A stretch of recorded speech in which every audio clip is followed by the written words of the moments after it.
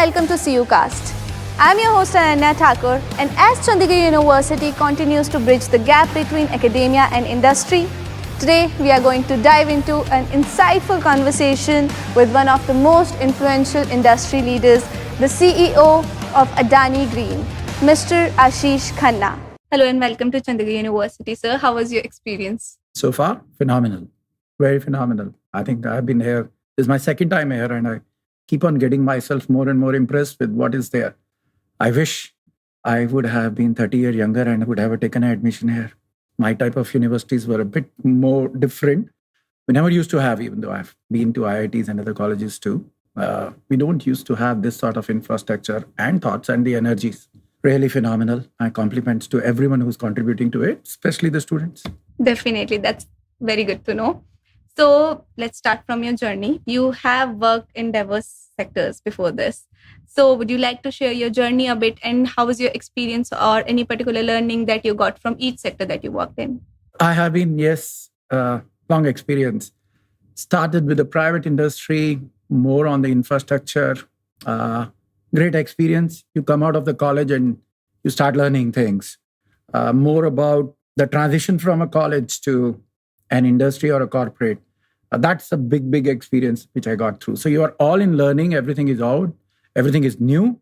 You think you are great and then you realize you are nowhere in that corporate structure. And then you start learning about it, how the corporate moves, how your bosses likes you to behave, all those things. But on a serious note, one thing which was very intruding and was always heartening to see was how things are changing, but the core remains same. Is that there are always great minds. And there has been an experience from all sorts of people. It doesn't mean that your supervisor always knows the best.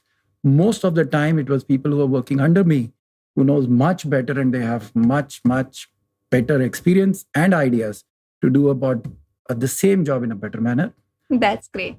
And if I talk about Adani Green, energy sector often faces issues about sustainability and like environmental issues.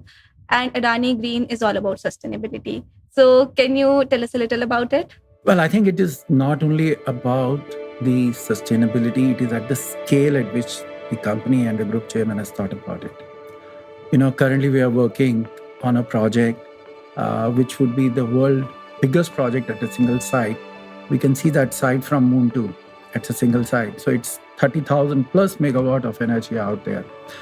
And sustainability is not about renewable itself. Sustainability is at each and every component at which you work across. The other thing which Adani Green is and a group as such is doing phenomenally well is a backward integration. We are not looking only to have projects. It's our own investments. And then a backward integration of having our own manufacturing units. The modules are made in this country. The wind turbines are made in this country by the company itself. And they are installed at various places. The current project which we are doing is 30,000 megawatt at one location. And that's phenomenal. We are talking about 528 square kilometer, 5 times more than the Paris as such. That's the scale and that's the vision.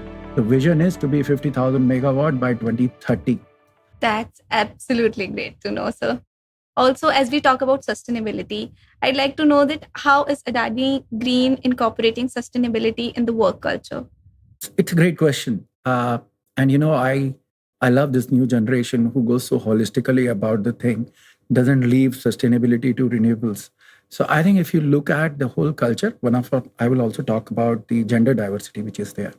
The whole control room today is being managed by the ladies there in that non-descriptive area, and they have come from all the hinterlands. If you ever see Khavda from Globe, you will realize there was absolutely nothing. Even in the office areas, even in the building, they are all greens. We have the platinum ratings for all of them. But I think it is not the matter of just the infrastructure which you create. It is also a matter of the thought processes which are going to be there. Am I working for the next generation? Is my habits are good for the next generation? I think the biggest challenge which we are not talking much about, but is being spoken at some forums as such, is this climate change is not going to hit me. I'll be very open to you. It's going to hit you and your next generation to the extent, if that comes true, which we all are fearing, will be devastating for a simple living. We are talking about islands and sitting submerging into water. As we speak today, we are close to around 1.25, between 1.25 to 1.5 degrees Celsius increase in the temperature, the average temperature from a pre-industrial era. As we talk about your journey also, you have a lot of experience. So also there's a huge transition in the mindset of the employees and the upcoming generation. So what's your take onto it, and how have you seen the change, and how are you adapting to the transition? I think it depends on individual, but for me, it has been a phenomenal learning experience. I think the new generation comes out with the ideas and the dimensions which we can't even think of. We have our baggages, we have our learnings, and we are very tuned to the way what has worked well for us, we believe is going to work well for the next 10 years too, which may not be the case. Look at the way in the last 1 or 2 decades, the whole world has changed from a technology standpoint too. Now, if I am thinking that the same can work in a corporate system, it cannot be. The challenge is the mindset. That is the most difficult part, to open our minds for the next generation ideas, appreciate it, not to discard it because in our experience it has not worked. I think that is the biggest challenge in a corporate world or a business world, which each one of us are facing at home and at a corporate world too. To accept that something new can be good and will be good.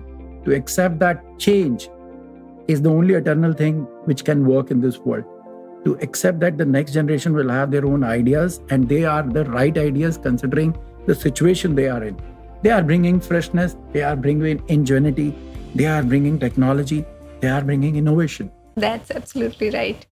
And also, I'd like to ask, when there's this hiring process going on, what's that one thing that students need to have? What are the qualities that you are looking for in a fresher? Good question. I look for first honesty of purpose. I also look for a depth in whatever they are saying. And most of the time, if I say that people are found shallow, they are irrespective of the topic. It doesn't matter to me what we are talking about. I have discussed football at IIM, Ahmedabad and Lucknow's too. It is only that how much depth is in it. Is it just at a peripheral level? That's not what we are looking for. The other part is it's very difficult in a half an hour process to actually see whether it works or not. I think it is more to do with the value system and the attitude of that individuals. If that works on well, that's in for us. Also, I want to know your instance on that. Does good grades matter? Well, India is a very competitive world. So I would say yes, grades matter, but good is very subjective. To me, at the end of the day, even if all of us leaders look like what were our grades, and those who have the best of the grades, are they the best now? When we look back. So that's a question. So I think grades matter to an extent that an individual is competitive and has worked hard. Also, like during my experience also, and like I have many friends of my age also, a lot of companies are asking for experience. Like itni jaldi, itni young age mein, like where do we bring all that experience from? I can't comment on others, but I think I have a different proposition about experience. In life, the worst thing is that if you find someone who has a 10-year experience or 5-year experience or 15-year experience, important factor is whether it is 1 year into 15 years or it is a 15-year experience. To me, asking someone with a 2-year experience and asking it, I think it is more to test his or her sincerity, honesty of purpose and an attitude, less to do about you can really break a brick wall there. You have a long way to go. That's how at least I look at it. That's good to know. Like your journey is so long, and along your journey, there must be some impactful moments that stuck with you throughout your life and which gave you some very important life lessons. So if you'd love to share those lessons with us. You're making me sound so old. But Okay. Okay. in any case, there are few things which I realize when you're working at the ground level and when you reach a higher level. Let's not talk only about the CEO. When you reach a right level, I realize, and in a crude way, your shit spreads. So you should be very constipated and be very sincere about what you are doing, because your actions, your words, and more importantly, if you ask me, words come cheap. Your actions are observed. You are observed. People are looking at you not only when you are speaking about it. They have their own inferences. And even if 1 out of 100 times you are out of your actual reality, they will observe it. So, important factor is to be honest, brutal honest with everyone around. So my biggest experience which has come from this is that in one of the organizations which was given to me, it was in loss, big loss, if I look back at it. I was made the CEO and that organization turned around. And then we also have an engagement score. So the first time the organization turned around, I was elated. I was out of the world. I would have kissed anyone on the road just because the organization first time has come on the profits. We don't even used to have a profit row in our P&L. And it was a profit when we realized that it is on a profit. But then we also have a culture and a system of doing an employee engagement score. And that's how the employees are feeling. Are they affiliated to the organization, their motivation factor? There's a whole scientific study which every organization does. To my surprise, in that particular year, while I was thinking an organization which is in losses for such a long time, the moment it will come to profit in that particular year, next year, the score should have gone up high. One of the reasons the organization was not doing well was because of the employee were not that much engaged. That's my view. Surprise, surprise. In the year when we turn around, employee score was less than the previous year. Big lesson for me. Then I realized that a sustainable way, you can make profit because of certain businesses. The biggest lesson was the sustainable way to make an organization profitable on whatever value system it has or a vision it has. Important to have the employees' engagement.